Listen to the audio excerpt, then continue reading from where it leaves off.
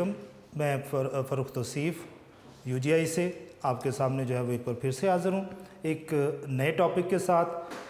हम second chapter जो है वो पिछले लेक्चर में जो है हम लोगों ने डिस्कस किया था।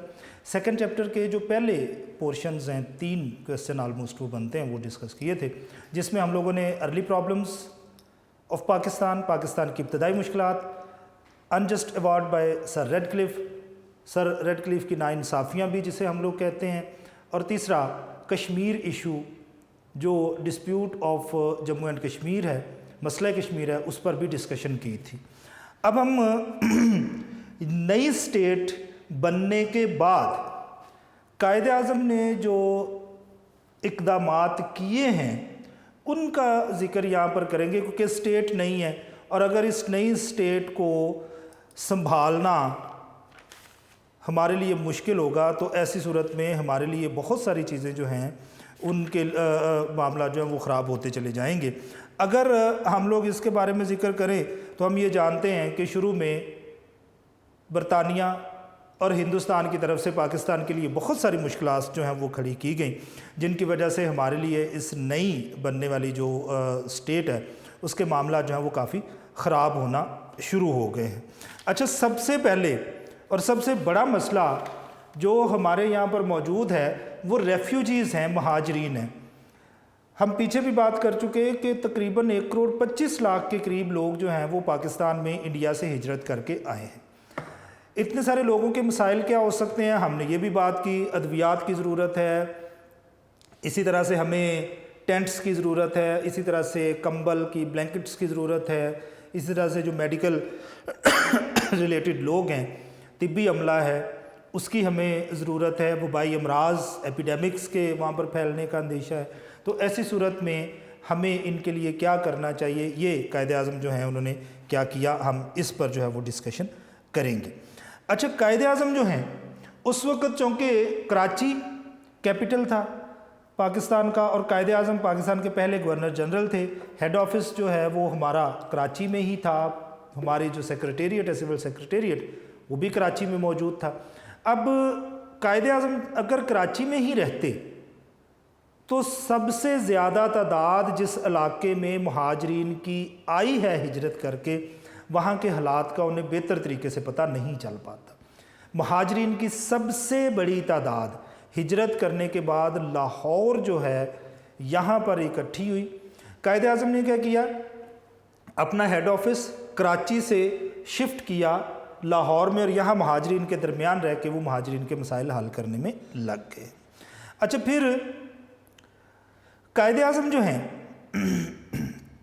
इन्होंने एक फ़ंड कायम किया, कायदे आज़म रिलीफ फ़ंड जो है फॉर द रेफ्यूजीज़। उसमें मुखय्यर हजरात जो हैं उनसे ये रिक्वेस्ट की गई कि आप जितना बढ़ चढ़ के हो सके इस चैरिटी में अपना हिस्सा डालें, ताकि हमारे वो भाई जो हिंदुस्तान से उजड़ के पाकिस्तान में हिजरत करके आए हैं, हम उनकी रिहेबिलिटेशन के लिए, उनको दोबारा से आबाद करने के लिए कोशिशें जो हैं वो कर सकें। फिर हमने किया क्या कि जो सोशल वर्कर्स थे हमारे उस ज़माने के, कायदे आज़म ने उन लोगों से ये कहा कि आप लोग जितनी ज़्यादा खुराक, कंबल, खैमे, टेंट्स जो हैं वो इकट्ठे कर सकें, अद्वियात इकट्ठी कर सकें, वो इकट्ठी करके जो है वो आप रेफ्यूजीज़ कैंप्स में ले आएँ और यहाँ पर हम लोग जो है वो रेफ्यूजीज़ की मदद करेंगे। अच्छा, फिर कायदे आज़म ने क्या किया कि उन्होंने जितने भी महाजरीन यहाँ पर इकट्ठे हुए थे इनको फिर पाकिस्तान के मुख्तलिफ़ इलाक़ों में भेजना शुरू कर दिया, फैलाना शुरू कर दिया, अकोमोडेट किया, वहाँ पर इनको बसाना शुरू कर दिया और उनको वहाँ पर घर या ज़मीनें या फैक्ट्रियाँ, जायदादें, जो कुछ भी था उनके क्लेम्स के अकॉर्डिंगली जो है वो डिवाइड करना शुरू कर दी। क्योंकि वहाँ से जो लोग घर छोड़ के आए थे, फैक्ट्रीज़ छोड़ के आए हैं, जो लोग दुकानें छोड़ के आए हैं, मार्केट्स छोड़ के आए हैं, तिजारत का काम करते थे, उन लोगों को जो है वो फिर यहाँ पर फैसिलिटेट किया गया। उन क्लेम्स के अकॉर्डिंगली जो जायदादें उनके पास वहाँ थी, उनके डॉक्यूमेंट्स देखने के बाद उनको यहाँ पर जो है वो जायदादें और मार्केट्स जो है उनमें हिस्सा दिया गया। अब ये वो जायदादें, मार्केट्स या फैक्ट्रीज़ थीं जो انڈینز کی طرف سے خالی کی گئی تھیں یہاں سے جاتے ہوئے، یہ ویکنٹ تھیں، خالی تھیں جب وہ یہاں سے گئے ہیں۔ اچھا، پھر قائد اعظم جو ہیں یہ ایک چیز میں بلیو کرتے ہیں کہ جو سرکاری آفیسرز ہیں یہ اصل میں سرونٹس ہیں، یہ خادمین ہیں، نوکر ہیں پاکستان کی عوام کے، اور انہوں نے یہی ایڈوائس ان لوگوں سے کی ہے کہ جناب اگر آپ لوگ سرونٹس بن کے لوگوں کی خدمت کریں گے تو اس سے لوگوں میں اعتماد بحال ہوگا، کانفیڈنس آئے گا، وہ آپ کے ساتھ اپنے مسائل جو ہیں ان پر بات چیت کریں گے اور آپ کے ساتھ جو اپنی باتیں شیئر کرنے کی کوشش کریں گے۔ اب قائد اعظم جو ہیں انہوں نے 11 اکتوبر 1947 کو سرونٹس کو کیا کہا، اس پہ بات کرتے ہیں۔ He said, "This is a challenge for us. If we are to survive as a nation, we will have to face these difficulties with stern hands." وہ کہتے ہیں جی ہم لوگ جو ہیں اگر ہم لوگ یہ چاہتے ہیں کہ ہم لوگ ایک قوم کے طور پر جو ہے وہ ہمیشہ زندہ رہیں تو ایسی صورت میں آہنی ہاتھوں سے، مضبوط ہاتھوں سے جو ہے ہمیں ان مشکلات سے نمٹنا ہوگا، جن مشکلات کا ہمیں سامنا کرنا پڑ رہا ہے۔ یہ ہمارے لیے ایک چیلنج ہے جس کا مقابلہ ہمیں جو ہے وہ کافی بہتر طریقے سے کرنا ہے۔ Then he said, "Our people are disorganized and worried because of the problems they are facing. We have to encourage them to put the responsibility on the administration and the people. Look to you for guidance." وہ کہتے ہیں جی رہنمائی کے لیے یہ انتظامیہ کی طرف آپ کے لیے دیکھ رہے ہیں، تو اب یہ ہماری ذمہ داری ہے کہ ہم لوگ بہتر طریقے سے ان کو کس طرح سے فیسیلیٹیٹ کر سکتے ہیں۔ اچھا، پروونشلزم اینڈ ریشلزم، قائد اعظم جو ہیں انہوں نے 15 جون 1948 کو ایک خطاب میں فرمایا ہے کہ آپ لوگ جب تک متحد رہیں گے، یونائٹڈ رہیں گے، آپ کے حالات اچھے رہیں گے، لوگ آپ کو ختم نہیں کر سکیں گے۔ انہوں نے کہا جی آپ بجائے اس کے کہ ریشلزم یا پروونشلزم میں، نسل پرستی میں یا صوبائیت میں الجھے رہیں، آپ یہ کوشش کریں کہ بینگ اے پاکستانی ایکٹ کریں، اپنے آپ کو پاکستانی سمجھیں اور پاکستانی کے طور پر ہی آپ لوگ جو ہیں وہ کام بھی کریں، تو ایسی صورت میں ہمارے معاملات جو ہیں وہ بہتر ہو سکتے ہیں۔ آپ کو کہتے ہیں جی آپ پنجابی، سندھی، بلوچی، پٹھان یا بنگالی نہیں ہیں، آپ کو سوچنا ہے کہ آپ پاکستانی ہیں اور پاکستانی کی طرح ہی اگر آپ کام کریں گے تو پاکستان کامیابی کی طرف بڑھ سکتا ہے۔ اچھا، یہاں پر ریشلزم اور پروونشلزم کو یا صوبائیت اور نسل پرستی کو مکمل طور پر ڈینائی کیا جا رہا ہے، اس سے انکار کیا جا رہا ہے بائی دا قائد اعظم۔ وہ یہ کہتے ہیں کہ کسی بھی صورت میں آپ کو صوبائیت اور نسل پرستی میں نہیں الجھنا، آپ کو پاکستانیوں کی مدد کرنی ہے، آپ کو پاکستانی بن کے رہنا ہے، آپ کو پاکستانی کی طرح سوچنا ہے، پاکستانی کی طرح ایکٹ کرنا ہے، کام کرنا ہے، تب آپ ایک قوم کی صورت میں ہمیشہ رہ پائیں گے، ادروائز آپ کو ختم کرنا مشکل نہیں ہوگا۔ اچھا، اب قائد اعظم یہ کہتے ہیں اور ان کا یہ سوچنا تھا کہ یونٹی، اتحاد جو ہے وہ سب سے امپورٹنٹ چیز ہوتی ہے کسی بھی نیشن یا قوم کو آگے بڑھنے کے لیے۔ تو اسی لیے قائد اعظم نے جو ٹرائبل ایریاز تھے اس وقت کے، جو قبائلی علاقہ جات تھے، ان کے لیے ایک اسپیشل منسٹری بنائی تاکہ وہ علاقے جو کسی صوبے کے انڈر نہیں آتے وہ اس منسٹری کے انڈر آئیں گے، وفاق اس کو دیکھے گا اور ان کی ویلفیئر کے لیے، ان کی ترقی کے لیے کام کیا جائے گا بائی دا فیڈرل گورنمنٹ۔ وفاقی حکومت ان کی ترقی کے لیے، ان کی ویلفیئر کے لیے کام کرے گی، یہی جو ہے وہ سلسلہ آگے بڑھے گا۔ اچھا، پھر کنسولیڈیشن آف اکانومی، معاشی استحکام۔ اچھا، یہ جو معاشی استحکام ہے اس میں قائد اعظم نے یہ کوشش کی کہ سب سے پہلے تو انہوں نے جو تاجر برادری ہے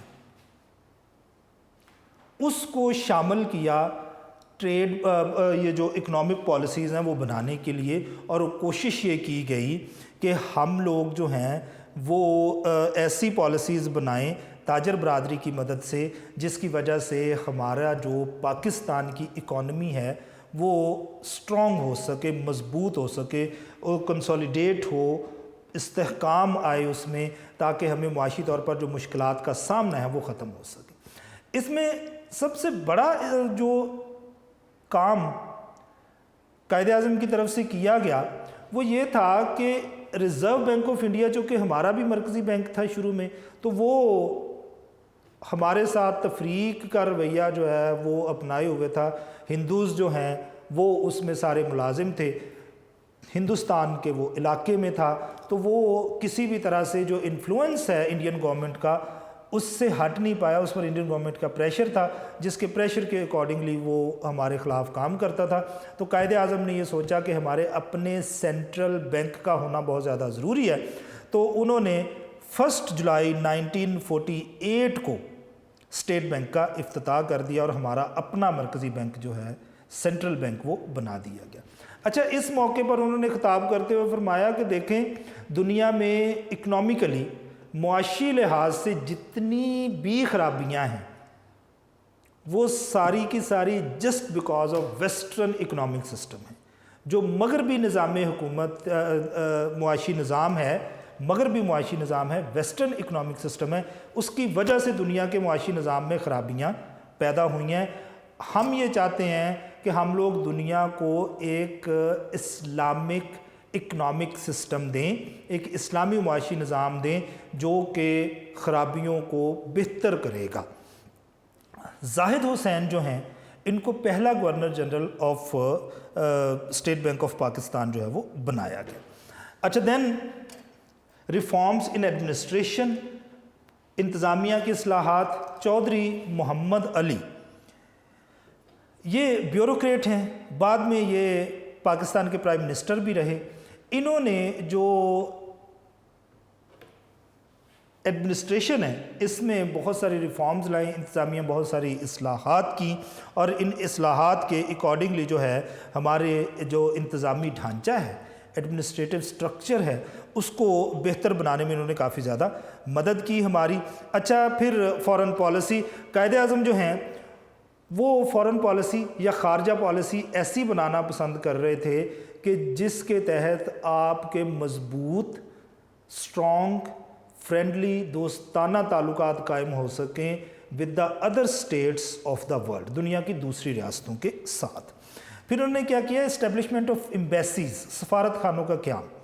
قائد اعظم نے فوری طور پر دنیا کے مختلف ممالک میں جو ہیں وہ سفارت خانے قائم کیے، وہاں پر سفارتی عملہ نافذ کیا. اب اس سفارتی عملے کا کام پاکستان کی ایک بہتر امیج، ایک مثبت تصویر جو ہے وہ دوسرے ممالک کے سامنے رکھنا ہے اور ان کے ساتھ اچھے اور بہتر تعلقات قائم کرنا ہے. پھر اسپیشل ریلیشنز ود مسلمز ہیں، مسلمانوں کے ساتھ اچھے تعلقات کا جو ہے وہ یہاں پر ذکر ہے. قائد اعظم یہ چاہتے تھے کہ ایک ایسا بلاک بنایا جائے جو کہ مسلم بلاک ہو، مسلم کنٹریز کے ساتھ ہمارے تعلقات جو ہیں وہ دنیا کے تمام ممالک سے اچھے اور بہتر ہونے چاہیے. ممبرشپ آف یونائٹڈ نیشنز، اقوام متحدہ کی رکنیت. ہم نے 30 ستمبر 1947 کو ہی اقوام متحدہ کی رکنیت حاصل کر لی تھی، اور اب ہم لوگ اقوام متحدہ کے جو بڑے امن کے دائی ہیں، جو پیس کی بات کرتے ہیں، ان میں شمار ہوتے ہیں، اور جہاں پر بھی ہماری امن کے لیے ضرورت ہوتی ہے ہم اقوام متحدہ کا ساتھ دیتے ہیں. ریلیشن شپ ود انڈیا، ہم لوگ ہمیشہ سے یہ کوشش کرتے رہے ہیں کہ انڈیا کے ساتھ ہمارے تعلقات دوستانہ ہوں، اچھے ہوں. یہ ہم دونوں ممالک کے حق میں اچھا ہے. قائد اعظم بھی ایسا ہی چاہتے ہیں، لیکن انڈیا سے کبھی بھی مثبت یا پازیٹیو رسپانس نہیں آیا ہمارے لیے. ہم نے ہمیشہ بات چیت پر زور دیا، وہاں سے بات چیت سے ہمیشہ بھاگنے کا ذکر جو ہے وہ ہوتا رہا. ہمارے پازیٹیو جیسچر کا انہوں نے ہمیشہ نیگیٹو جو ہے وہ جواب دیا. رسپانس کبھی بھی پازیٹیو ہمارے پاس نہیں آیا، جس کی وجہ سے ہم ان سے جو ہے وہ آہستہ آہستہ دور ہوتے چلے گئے. اور اب ہمارا جو سب سے بڑا مسئلہ وہ کشمیر کا ایشو ہے، جس پر ہم لوگ 2 جنگیں جو ہیں وہ لڑ چکے ہوئے ہیں. اگر یہ ڈسپیوٹ ختم ہو جاتا ہے تو ہمارا شاید ایک دوسرے کے ساتھ اچھے تعلقات قائم ہو سکیں اور خطے میں جو ہے وہ امن کی پیس سچویشن جو ہے وہ بہتر ہو سکتی ہوگی. اچھا، قائد اعظم نے طلباء کو کیا ایڈوائس کی؟ ایڈوائس ٹو دا اسٹوڈنٹس، طلباء کے لیے کیا نصیحت ہے؟ قائد اعظم نے پاکستان بننے سے پہلے طلبہ کو بھرپور طریقے سے انڈیپینڈنس موومنٹ میں شامل ہونے کا کہا اور سب کانٹیننٹ کے ہر کارنر میں ہر جگہ پر انہوں نے جا کے تو پیغام پہنچانے کی ذمہ داری طلبہ پر سونپی. لیکن پاکستان بننے کے بعد انہوں نے کہا کہ آپ لوگوں کو ہر صورت میں اب اپنی پڑھائی پر زیادہ توجہ دینی چاہیے تاکہ آپ کے جو معاملات ہیں ملک کے وہ بہتر ہو سکیں اور آپ ملک کی ترقی کے لیے جو ہے وہ بہتر کام کر سکیں. جی ہم لوگ پہلا ٹاپک جو ڈسکس کر رہے تھے اس سے کے ساتھ جو ہے وہ ہم لوگ نیا ٹاپک بھی ایک ڈسکس کریں گے. یہ topic steps taken by democratic state to resolve the problems, مسائل کے حل کے لیے جمہوری ریاست کے اقدامات. اس پر ہم لوگ جو ہے وہ تھوڑی سی ڈسکشن کریں گے. Competent leadership, ideal personality, leader of the leaders, role of leaders, debates, critical approach, dialogue discussion, unity faith and discipline, public opinion and democratic values. قائدانہ صلاحیتیں، مثالی شخصیت، رہنماؤں کا رہنما، رہنماؤں کا کردار، مباحثے، تنقید، مذاکرات، بحث، اتحاد، ایمان، نظم و ضبط، عوامی رائے اور جمہوری اقدار. یہ وہ چیزیں ہیں جن پر ہم لوگوں نے ڈسکشن کرنی ہے. ہم جانتے ہیں کہ ارلی پرابلمز ہمیں بہت ساری فیس کرنی پڑی.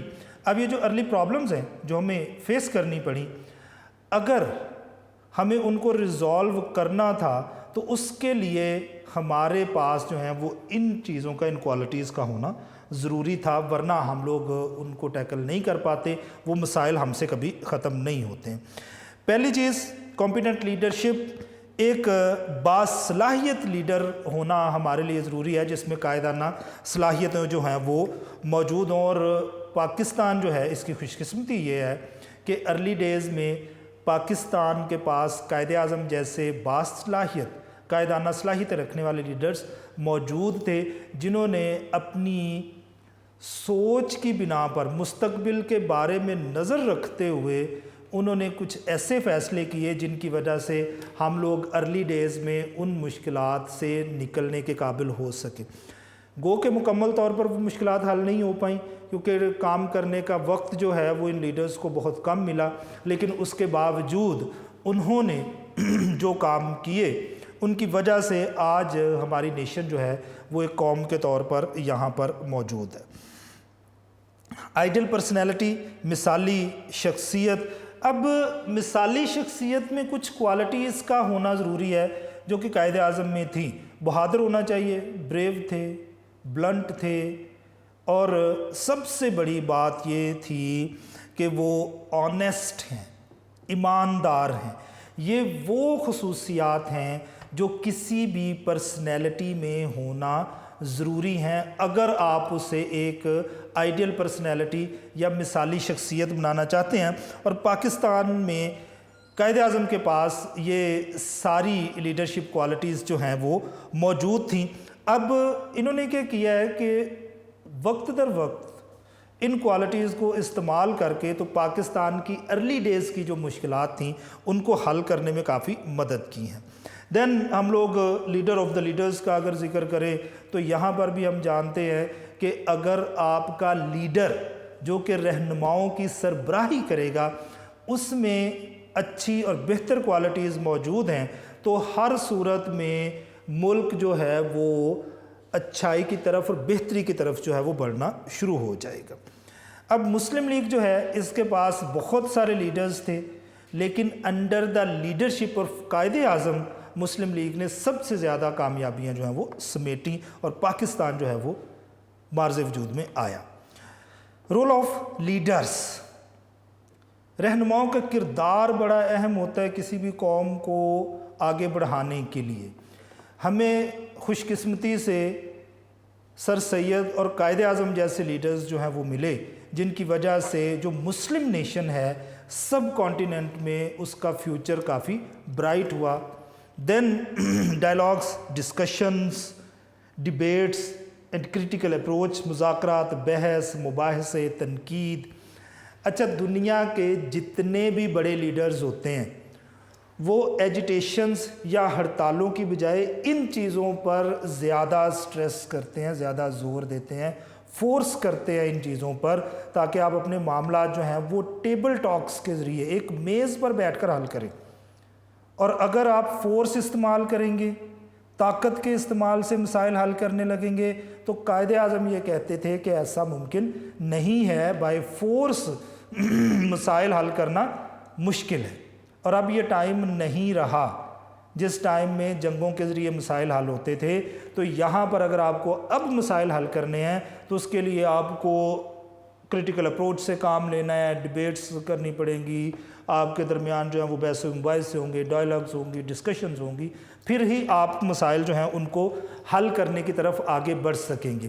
پہلے زمانوں میں ایسا تھا کہ آپ اپنی بات اپنی طاقت کے بلبوتے پر منوا سکتے تھے، لیکن آج کل جس قسم کا گلوبل ولیج جو ہے وہ دنیا بن چکی ہے، یہاں پر آپ کے لیے ایسا کوئی بھی کام کرنا مشکل ہے۔ ناممکن تو نہیں کہا جا سکتا، لیکن یہ مشکل ہے۔ یہاں پر آپ کے خلاف جو ہے دنیا کی دوسری نیشنز بھی اٹھ کھڑی ہوں گی، جس کے آپ کو نتائج جو ہیں وہ برے بھگتنے پڑ سکتے ہیں۔ تو وہ یہ کہتے ہیں کہ آپ اگر کرنا چاہتے ہیں تو ڈیبیٹ کریں، آپ ڈائلاگز کریں، ڈسکشنز کریں، کرٹیسائز کریں چیزوں کو، بجائے اس کے کہ آپ سڑکوں پہ نکل کے ہڑتالیں کریں، جو سرکاری املاک ہیں ان کا نقصان پہنچائیں، کاروبار کا نقصان کریں۔ اس سے بہتر صورتحال یہ ہے کہ آپ لوگ ان چیزوں پر جو ہے وہ زیادہ زور دیں۔ یونٹی، فیتھ، ڈسپلن، اتحاد، ایمان اور نظم و ضبط۔ اب قائد اعظم ان لوگوں میں شمار ہوتے ہیں جو ان تینوں چیزوں کے سب سے بڑے دائی شمار کیے جا سکتے ہیں۔ وہ یہ کہتے ہیں جی اتحاد ہوگا، کسی چیز پر آپ کا فیتھ ہوگا، ایمان ہوگا اور نظم و ضبط اور ڈسپلن ہوگا تو آپ وہ مسئلہ حل کر سکیں گے، ادروائز آپ کے لیے مسائل کو حل کرنا مشکل ہوتا چلا جائے گا۔